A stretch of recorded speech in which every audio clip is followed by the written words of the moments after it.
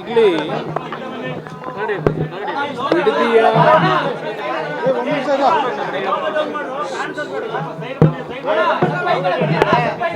ಸ್ವಲ್ಪ ಈ ಕಡೆ ಬರಬೇಕು.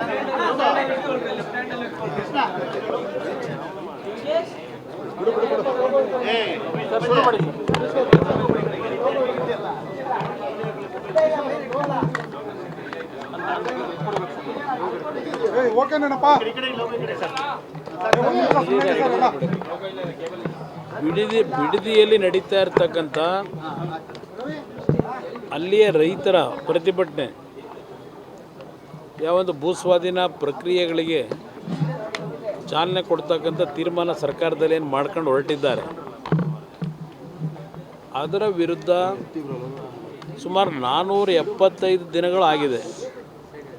ನಿರಂತರವಾಗಿ ಆ ಭಾಗದ ಹೆಣ್ಣು ಮಕ್ಕಳು, ಯುವಕರು ದೊಡ್ಡ ಮಟ್ಟದ ಹೋರಾಟ ಏನು ನಡೆಸ್ತಾ ಇದ್ದಾರೆ. ಇದು ಅಂತಿಮವಾಗಿ ನ್ಯಾಯಾಲಯದಲ್ಲೇ ತೀರ್ಮಾನಗಳಾಗಬೇಕಾಗ್ತದೆ. ಯಾಕೆಂದರೆ ಈ ಸರ್ಕಾರ ಆ ಭಾಗದ ಜನರ ಭಾವನೆಗಳ ಜೊತೆ ಚೆಲ್ಲಾಟ ಆಡ್ತಿದ್ದಾರೆ. ಅವರಲ್ಲಿ ಏನೋ ಒಂದು ಪ್ರತಿಷ್ಠೆ ಇಟ್ಕೊಂಡು ಹೊರಟಿದ್ದಾರೆ. ಪ್ರತಿಷ್ಠೆ ಅನ್ನೋದಕ್ಕಿಂತ ಹೆಚ್ಚಾಗಿ ಅಲ್ಲಿ ಸಾವಿರಾರು ಕೋಟಿಯ ಅಕ್ರಮಗಳು ಈಗಾಗಲೇ ಅದಕ್ಕೆ ಬಾಗಿಲೇನು ತೆಗೆದು ಮಾಡಿದ್ದಾರೆ. ಅವರಿಗೆ ಟೌನ್ಶಿಪ್ಗಿಂತ ಹೆಚ್ಚಾಗಿ ಆ ಟೌನ್ಶಿಪ್ನ ಹೆಸರಿನಲ್ಲಿ ಯಾವ ರೀತಿ ಹಣ ಸಂಗ್ರಹಿಸ್ಬೋದು ಅಂತಕ್ಕಂಥದ್ದು ಅವ್ರಿಗಿರ್ತಕ್ಕಂಥ ಆಲೋಚನೆಗಳು. ಅದರಿಂದ ನಾಡಿನಲ್ಲಿ ಹಲವಾರು ರೀತಿಯ ಪ್ರತಿಭಟನೆಗಳು ಹಲವಾರು ಭಾಗದಿಂದ ಬಂದು ಅವರಿಗೆ ಬೆಂಬಲ ಕೊಟ್ಟಂಥದ್ದು, ರೈತ ಮುಖಂಡರುಗಳು ಬಂದು ಬೆಂಬಲ ಕೊಟ್ಟಿರ್ತಕ್ಕಂಥದ್ದು, ಪಕ್ಷಗಳು ಬೆಂಬಲ ಕೊಟ್ಟಿರ್ತಕ್ಕಂಥದ್ದು, ವಿರೋಧ ಪಕ್ಷಗಳು, ಇದು ಎಲ್ಲದರ ಮಧ್ಯೆಯೂ ಯಾವುದೇ ಕಾರಣಕ್ಕೂ ನಾವು ನಿಲ್ಲಿಸೋದಿಲ್ಲ ಅಂತಕ್ಕಂಥ ಒಂದು ಉದ್ದಟತನ ಏನಿದೆ. ಅಂತಿಮವಾಗಿ ವಿಷಯಗಳು ನ್ಯಾಯಾಲಯದಲ್ಲಿ ಕೆಲವು ತೀರ್ಮಾನಗಳನ್ನು ನ್ಯಾಯ ದೊರಕಿಸಲಿಕ್ಕೆ ಹೋಗಬೇಕಾಗ್ತದೆ. ಆ ನಿಟ್ಟಿನಲ್ಲಿ ಏನು ನಮ್ಮ ಮುಂದಿನ ಕ್ರಮ ತೆಗೆದುಕೋಬೇಕಾಗ್ತದೆ ಆ ರೈತರ ಪರವಾಗಿ, ಅದರ ಬಗ್ಗೆ ಚಿಂತನೆ ನಡೆಸಿದ್ದೇವೆ. ಅಷ್ಟೇ ಅಲ್ಲ, ಒಂದು ರಾಜ್ಯದ ಹಲವಾರು ಭಾಗದಲ್ಲಿ ಈ ಒಂದು ಭೂಸ್ವಾಧೀನ ಪ್ರಕ್ರಿಯೆಗಳ ವಿಷಯದಲ್ಲಿ ಕೆಲವು ಪ್ರತಿಭಟನೆಗಳು ನಡೀತಾ ಇರತಕ್ಕಂಥದ್ದು ಗಮನಿಸಿದ್ದೇನೆ. ಇವತ್ತು ಯಾವುದೇ ರೀತಿಯಲ್ಲೂ ನಮ್ಮ ಒಂದು ಒಪಿನಿಯನ್ ಇರ್ತಕ್ಕಂಥದ್ದು, ಫಲವತ್ತಾದ ಭೂಮಿಗಳನ್ನು ಯಾವುದೇ ರೀತಿಯ ಅಭಿವೃದ್ಧಿ ಕಾರ್ಯಕ್ರಮದ ಹೆಸರಿನಲ್ಲಿ ಭೂಸ್ವಾಧೀನ ಮಾಡಿ ರೈತರುಗಳ ಬದುಕಿನ ಜೊತೆ ಚೆಲ್ಲಾಟ ಆಡೋದು ಬೇಕಾಗಿಲ್ಲ. ಎಲ್ಲಿ ನಮಗೆ ಯಾವುದೇ ರೀತಿಯ ಬೆಳೆ ಬೆಳೀಲಿಕ್ಕೆ ಸಮಸ್ಯೆಗಳಿರ್ತದೆ, ಬೆಳೆ ಬೆಳೀಲಿಕ್ಕಾಗಲ್ಲ. ಇವತ್ತು ಸರ್ಕಾರದ ಭೂಮಿಗಳೇ ಹಲವಾರು ಕಡೆ ಇದೆ. ಆ ಸರ್ಕಾರಿ ಭೂಮಿಗಳನ್ನು ಯಾರೋ ಮಧ್ಯವರ್ತಿಗಳು ಲಪಟಾಯಿಸ್ತಕ್ಕಂಥದ್ದನ್ನು ಬೆಂಬಲ ಕೊಡ್ತಕ್ಕಂಥದ್ದಕ್ಕಿಂತ ಬಿಟ್ಟು ಇವತ್ತು ಅಂಥ ಒಂದು ಭಾಗದಲ್ಲಿ ಮಾಡಲಿಕ್ಕೆ ಅನುಕೂಲ ಇದೆ. ಅದನ್ನು ಸರ್ಕಾರಗಳು ಮಾಡಬೇಕು ಅಂತಕ್ಕಂಥದ್ದು ನನ್ನ ಅಭಿಪ್ರಾಯ.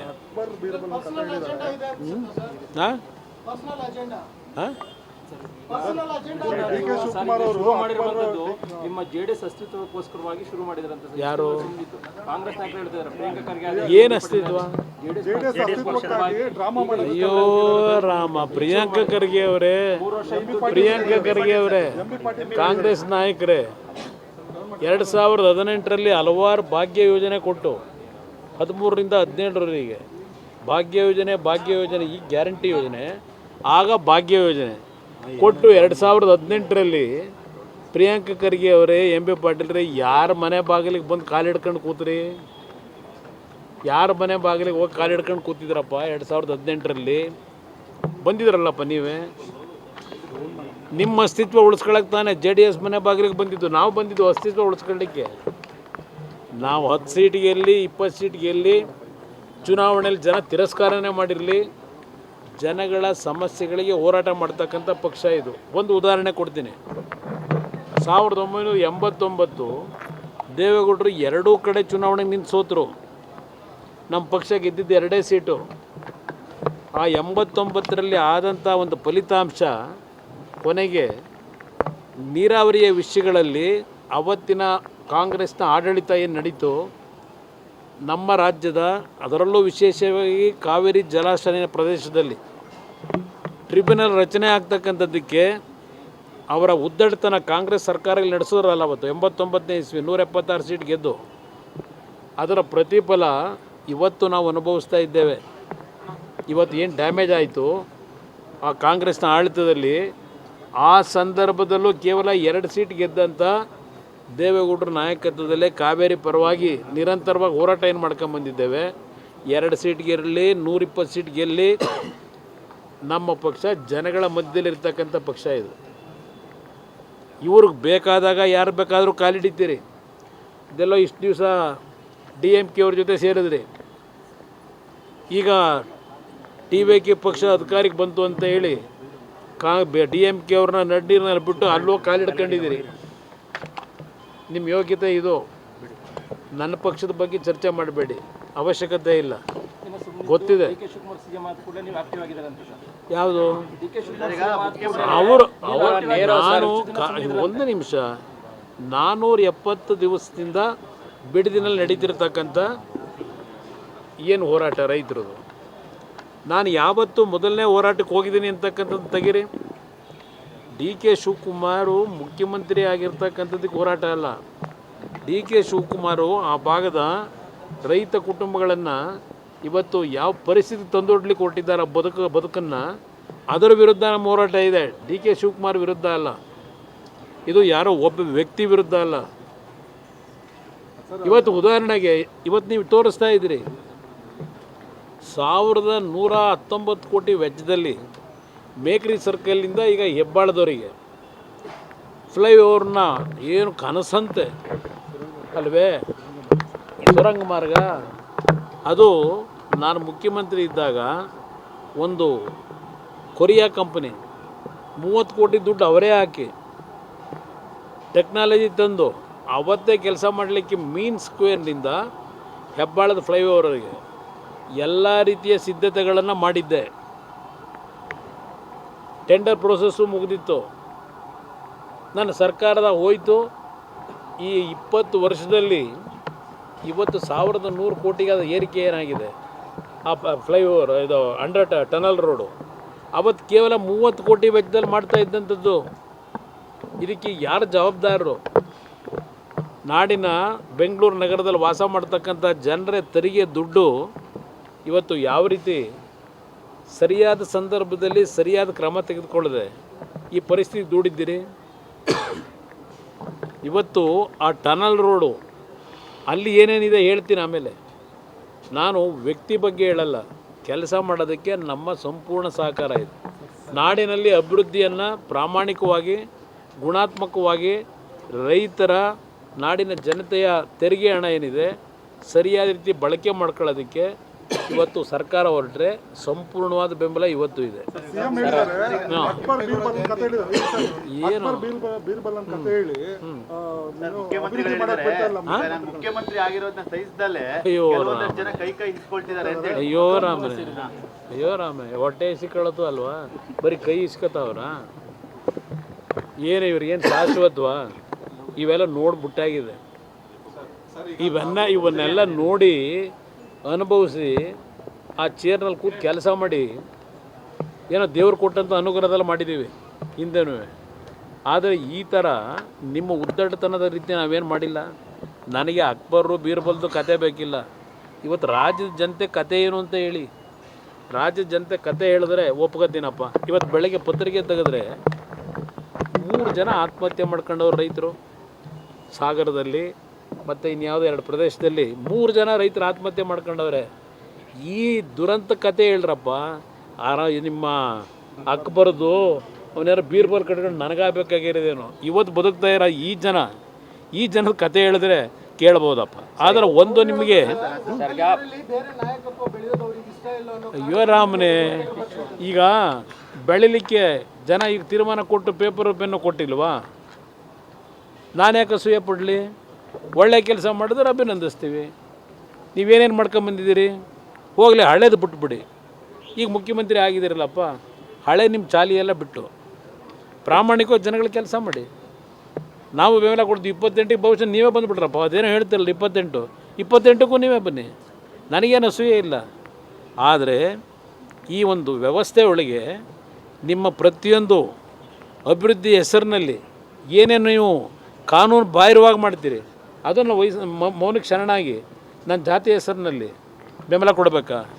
ನಮ್ಮ ಪಕ್ಷ ದೇವೇಗೌಡರು 60-70 ವರ್ಷದ ರಾಜಕೀಯದ ಸಕ್ರಿಯವಾಗಿ ಪಾತ್ರವನ್ನು ವಹಿಸಿದ್ದಾರೆ. ಎಂದೂ ಸಹ ನಾಡಿನ ಜನತೆಯ ಆಸ್ತಿಯನ್ನು, ರಾಜ್ಯದ ಆಸ್ತಿಯನ್ನು ಲಪಟಾಯಿಸ್ತಕ್ಕಂಥ ಸಂದರ್ಭದಲ್ಲಿ ಧ್ವನಿ ಎತ್ತು ಬಂದಿರತಕ್ಕಂಥ ಪಕ್ಷ ಇದು. ವ್ಯಕ್ತಿ ಯಾರೋ ಬಂದರು, ನಮ್ಮವ್ರು ಬಂದಿದ್ದಾರೆ, ಏನಾಗ್ಬಿಡ್ತದೆ? ಆಯ್ತಪ್ಪ, ಒಕ್ಕಲಿಗರ ಪರವಾಗಿ ಇವರು ಮುಖ್ಯಮಂತ್ರಿ ಆಗವ್ರೆ, ಏನೆಲ್ಲ ಒಕ್ಕಲಿಗರ ಸಮಾಜ ಎಲ್ಲ ಉದ್ಧಾರ ಮಾಡಿ ಎಲ್ಲರನ್ನೂ ಇದರಲ್ಲಿ ಇಡ್ತೀರ ಆನಂದ ಇದರಲ್ಲಿ. ಈಗ ಸಿದ್ದರಾಮಯ್ಯವ್ರು ಮುಖ್ಯಮಂತ್ರಿ ಆಗಿದ್ರಪ್ಪ 8 ವರ್ಷ ಆಗಿದ್ರೆ ಎಲ್ಲ ಕುರುಬ ಸಮಾಜದವರೆಲ್ಲ ನೆಮ್ಮದಿಯಿಂದ ಅತ್ಯಂತ ಅದ್ಭುತವಾದ ಜೀವನ ಮಾಡ್ತಾ ಇದ್ದಾರಾ? ಹಿಂದುಳಿದವರೆಲ್ಲ ಅದ್ಭುತವಾದ ಜೀವನ ನಡೆಸ್ತಾವ್ರ? ಯಾಕೆ ಆತ್ಮಹತ್ಯೆ ಪ್ರಕರಣಗಳು ನಡೀತಾ ಇದೆ? ನಾನು ಅದನ್ನು ಹೇಳ್ತೀವಿ. ಇವತ್ತು ಬರಗಾಲ, ಇಲ್ಲಿ ದೊಡ್ಡದಾಗಿ ಬೋರ್ಡ್ಗಳು ಹಾಕ್ಸ್ಕೊಂಡು ಇಲ್ಲಿ ಮೆರೀತಾ ಇದ್ದೀರಿ ಬೆಂಗಳೂರೊಳಗೆ. ಈಗ ಇಲ್ಲಿ ಬೆಂಗಳೂರನ್ನ ಯಾಕೆ ಉಪಯೋಗ ಮಾಡ್ತಾ ಇದ್ದೀರಿ? ಇವತ್ತು ಬೆಂಗಳೂರು ಇಂಥ ಪರಿಸ್ಥಿತಿಗೆ ಬರಲಿಕ್ಕೆ ಯಾರು ಕಾರಣ? ಇವತ್ತು ನಿಮ್ಮ ಆಡಳಿತಗಳು, ಅದರ ಬಗ್ಗೆ ಟೀಕೆ ಮಾಡಬಾರ್ದಾ? ನಾವು ಸಿದ್ದರಾಮಯ್ಯನವರಿದ್ದಾಗಲೂ ಟೀಕೆ ಮಾಡಿದ್ದೀವಿ, ಇನ್ನೊಬ್ಬರಿದ್ದಾಗಲೂ ಟೀಕೆ ಮಾಡಿದ್ದೇವೆ. ನಾನು ಬೇರೆಯವ್ರ ಥರ ನಮ್ಮ ಪಕ್ಷ ಎಂದೂ ರಾಜಿಗೆ ಒಳಗಾಗಿಲ್ಲ. ರಾಜ್ಯದ ಸಮಸ್ಯೆಗಳು ಬಂದಾಗ, ನಾಡಿನ ಖಜಾನೆ ಲೂಟಿ ಆಗ್ತಕ್ಕಂಥ ಕೆಲಸ ಆದಾಗ ನಾವು ಯಾವುದೋ ಒಂದು ಜಾತಿಯ ವ್ಯಾಮೋಹದಲ್ಲಿ ರಾಜಕೀಯ ಮಾಡಿಲ್ಲ. ಜನತೆಯ ರಕ್ಷಣೆಗೋಸ್ಕರವಾಗಿ ವಿರೋಧ ಪಕ್ಷದಲ್ಲಿ ಕೆಲಸ ಮಾಡ್ತಾ ಇದ್ದೇವೆ. ಇದ್ರ ಜೊತೆಗೆ ಇನ್ನೊಂದು ನಾನು 2 ದಿವಸದಿಂದ ಗಮನಿಸಿದ್ದೇನೆ. ನಿನ್ನೆ ಚಿಕ್ಕಬಳ್ಳಾಪುರದಲ್ಲಿ ನಡೆದಿರತಕ್ಕಂಥ ಘಟನೆ ಏನಿದೆ, ನಾನು ರಾಜ್ಯದ ನನ್ನ ಕಾರ್ಯಕರ್ತರಿಗೆ ಹೇಳಲಿಕ್ಕೆ ಬಯಸ್ತೇನೆ, ಪ್ರಚೋದನಾಕಾರಿ ಹೇಳಿಕೆಗಳಿಗೆ ಉದ್ರೇಕಕ್ಕೆ ಒಳಗಾಗಬೇಡಿ. ಇದು ಒಂದು ಗುಂಪೇ ಇದೆ, ಉದ್ರೇಕಕ್ಕೆ ಒಳಪಡಿಸಿ ಅವರ ರಾಜಕೀಯ ಬೇಳೆ ಬೇಯಿಸ್ಕೋಬೇಕು ಅಂತ ಹೇಳಿ. ನನ್ನ ಬಗ್ಗೆ ಟೀಕೆ ಇವತ್ತು ಹೊಸ್ದಾಗಿ ಬಂದಿಲ್ಲ. ನಮ್ಮ ಕುಟುಂಬದ ಬಗ್ಗೆ, ದೇವೇಗೌಡರ ಬಗ್ಗೆ ಇದೇನು ಹೊಸ್ದಾಗಿ ಟೀಕೆ ಮಾಡ್ತಕ್ಕಂಥದ್ದಲ್ಲ. ಇದು ನಡೀತಾ ಇದೆ, 50-60 ವರ್ಷಗಳಿಂದ ನಡೀತಾ ಇದೆ. ಅದರಿಂದ ನನ್ನ ಕಾರ್ಯಕರ್ತರಿಗೆ ನಮ್ಮ ನಾಡಿನ ಸಂಸ್ಕೃತಿ ಒಂದೊಂದು ಬಾರಿ ಈ ಥರ ಪ್ರಚೋದನಕಾರಿ ಘಟನೆಗಳಿಂದ ನೀವೇನು ಉದ್ರೇಕಕ್ಕೆ ಒಳಗಾಗ್ತೀರಿ, ಅದು ನಮ್ಮ ಸಂಸ್ಕೃತಿ ಅಲ್ಲ.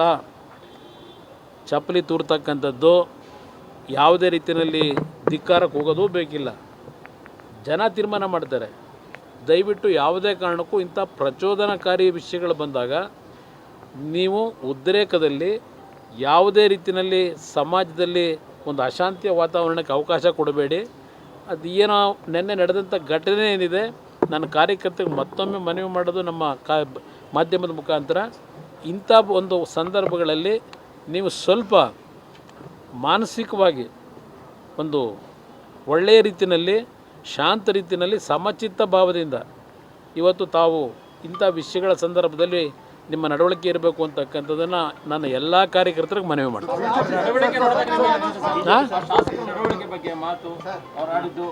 ಅವ್ರು ನೋಡಿದಾಗ, ಅವರ ನಡವಳಿಕೆ ನೋಡಿದಾಗ ಕೈ ಮುಗಿಯೋಣ. ಇಡೀ ದಿನ ತಾವು ಕಾದ್ರೆ, ಆದ್ರೆ ಅವ್ರು ಸಮರ್ಥನೆ ಕೊಟ್ಟಿದ್ದೇನೆ ಅಂತ ಹೇಳಿದ್ರೆ ನಮಗೆ ಕೆಂಪೇಗೌಡ ಜಯಂತಿ ನಾವು ಇನ್ನೂ ಕಾಯ್ತೀನಿ. ಈಗ ಇಲ್ಲಿವರೆಗೆ ಒಂದು ನಿಮಿಷ 2 ಪತ್ರ ಬರೆದಿದ್ದಾರೆ. 2 ಪತ್ರದ ಮುಖಾಂತರವೇ ಅವ್ರು ಕೊಟ್ಟಂಥ ಆಹ್ವಾನಕ್ಕೆ ನಾನು ಉತ್ತರ ಕೊಟ್ಟಿದ್ದೇನೆ. ನಾನು ಪತ್ರ ಬರೆದಕ್ಕೆ ಅವರಿಂದ ಉತ್ತರ ಇಲ್ಲಿವರೆಗೇನು ಬಂದಿಲ್ಲ.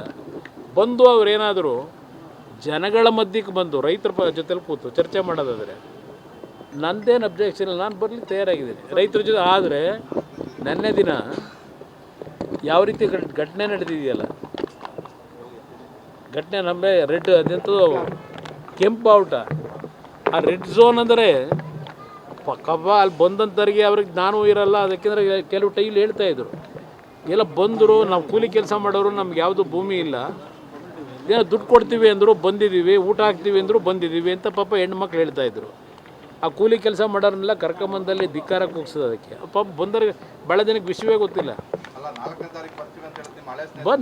ನನಗೆ ಆಹ್ವಾನ ಕೊಟ್ಟರೆ, ಅಲ್ಲಿ ರೈತರ ಸಮ್ಮುಖದಲ್ಲಿ ಆಹ್ವಾನ ಕೊಟ್ಟರೆ, ಯಾರು ನಿಜವಾದ ರೈತರು ಖಾತೆ ಹೋಲ್ಡರ್ಸ್ ಇದ್ದಾರೆ ಅಲ್ಲಿ ಕೂತ್ಕೊಂಡು ಚರ್ಚೆ ಮಾಡೋದಕ್ಕೆ ಈಗಲೂ ಕರೆದ್ರೆ ಅವ್ರು ಯಾವಾಗ ಕರೆದ್ರೂ ಅಲ್ಲಿಗೆ ಬರ್ಲಿಕ್ಕೆ ತಯಾರಿದ್ದೀನಿ.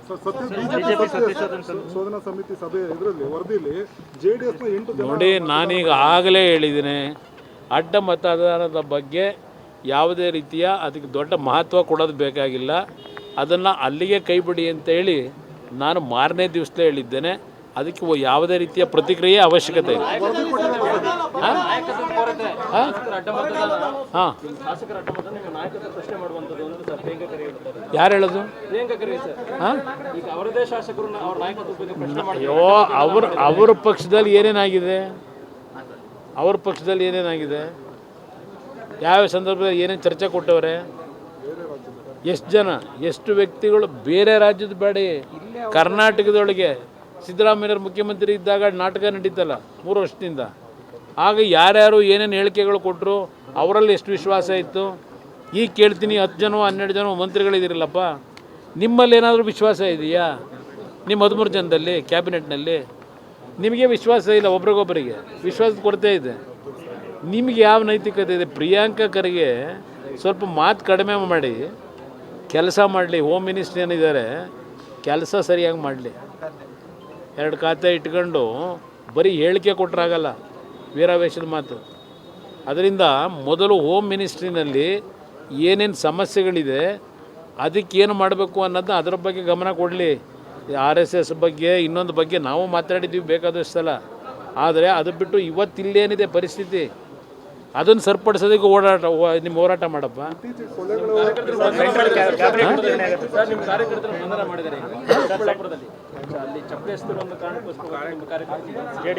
ಅನ್ಸಿದ್ರೆ ಕಾನೂನು ವ್ಯಾಪ್ತಿ ಒಳಗೆ ಅಲ್ಲಿ ಏನು ರಿಲೀಫ್ ತಗೋಬೇಕೋ ತಗೋತಾರೆ.